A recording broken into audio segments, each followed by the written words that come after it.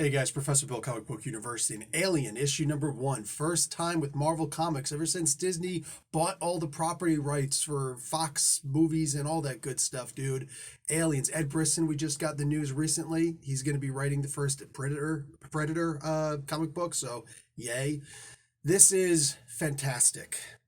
Look, I expected this to be pretty good. I expected it to be maybe pretty damn good. I didn't expect it to be this intense and like really getting into it this much.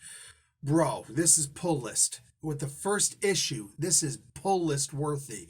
You don't find too many issue number ones that do that. You don't find too many issue number ones of a damn long line product history, right? Because what is it? Dark Horse used to do a killer job with these books, man. I mean, let's just be realistic, right?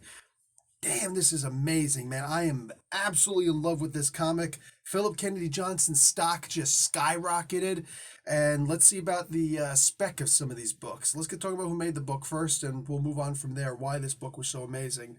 Philip Kennedy Johnson is the writer, Salvador Larroca on art, Guru-eFX doing the colors, and VC's Clayton Cowles on letters. In-Hyuk Lee does this main cover, whole bunch of variant covers, and every single one of these guys is the first time that they've taken hold of doing one of these comics, I believe, right? Peach Momoko, she's big deal right now. Scotty Young, first time that he's done a cover for Alien. Like I'm saying, now's the time. All the specs, all the speculators out there, boom, this is just ripe, fertile ground. Jay Bowen does the design, and let's move on from there. So we start off with this dude. First off, we're talking about the Weyland-Yutani company.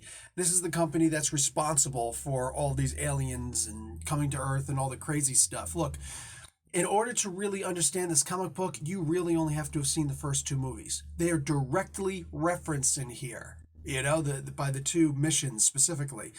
The first one was in, whatever, years ago. Anyway, they actually talk about when they were done, but right now it's the year 2200, whatever. I think it's like 80, it's 180 years in the future from now. So it's quite a while. It's quite a while away. But there's a retired dude. After they mentioned the Alien and Aliens movies and the missions, you know, necessarily there, there's this dude who, way after that, he's retired. And he's just trying to go home at this point. He's been in the crap. He's seen aliens face to face. He's dealt with the xenomorphs before. And he seems to be an actual company guy, the Weyland-Yutani company. He talks at one point about, you know, all the conspiracy theories that people are saying about the company. Don't believe them, because they're not true. And of course, everybody there actually works for the company, so everybody's cheering for him and whatnot. They're giving the big hurrah that every soldier really wants to hear at some point. I say this as a former soldier, you know. He walked tall and he was so damn tough, like tough as nails, that even the men half his age would look at their shoes as they walked by him. You know, like that's the kind of stuff that I think every soldier wants to hear at some point. It's like, yeah, I was pretty tough, wasn't I? Grizzled old vet. So, like, this feels good, and he feels like a protagonist, while at the same time his son, who he's trying more than anything to get back home to, doesn't know his father and realistically doesn't want to know his father. Now, the best thing about Marvel Comics throughout the history of Marvel Comics has pretty much always been the idea that they will take real world situations and fictionalize them a little bit, you know? Like, you want to talk about any of the downtrodden people on Earth, the people who were walked on Earth, you know what? Just call them mutants and move on from there in the next book. And you can address all of those problems and move on. You want to talk about wealth and economy and the problems there? Go to an Iron Man comic book, right? There's all sorts of different ways to address modern day problems in fiction in the Marvel Comics. And this book, it takes up that legacy like it was never hung up to dry. You know, it was just waiting there. Like, it just feels so natural. I'm telling you, Philip Kennedy Johnson's stock has increased manifold after this. Wow, it is amazing. And Salvador Larroca with his art, dude. Oh my God, this is a match made in heaven.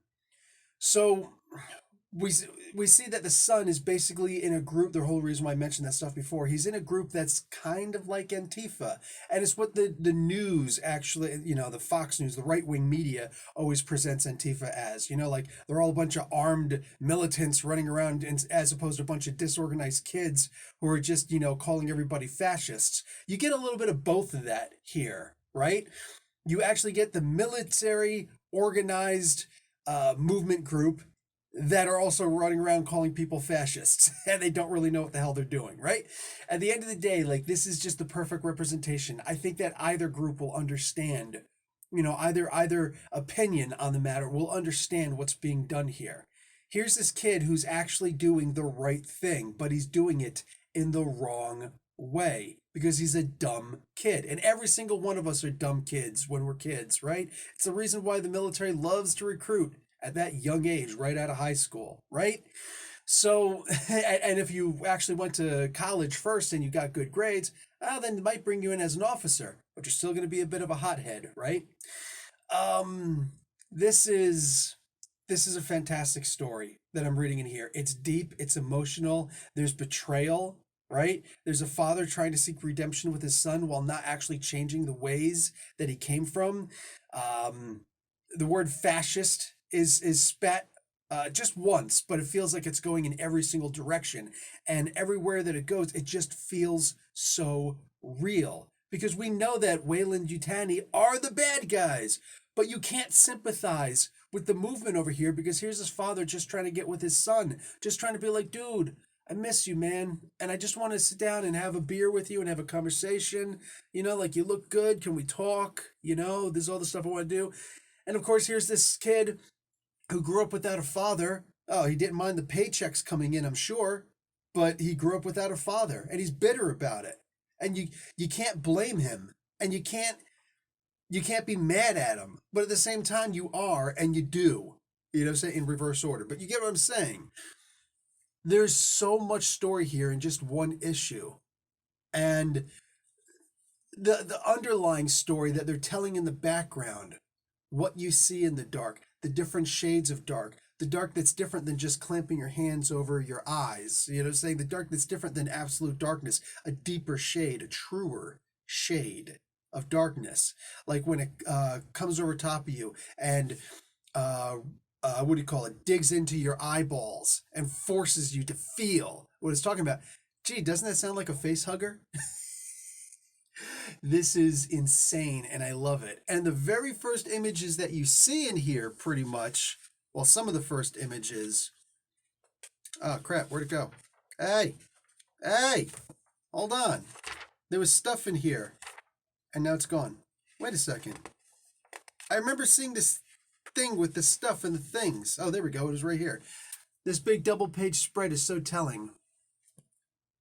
Is that a new goddess? Do they have a goddess now? With the...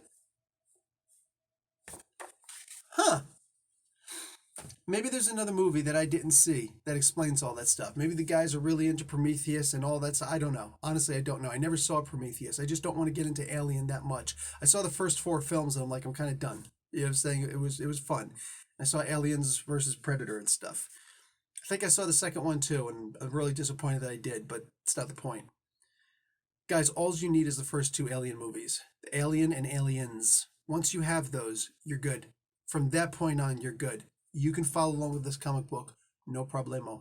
Even if you didn't see those, you'll simply know that something happened, but you don't know what happened. And it might give you the inspiration to go out and watch those movies, just because. This was fantastic. I loved these stories, or this story in here, and the story in the background.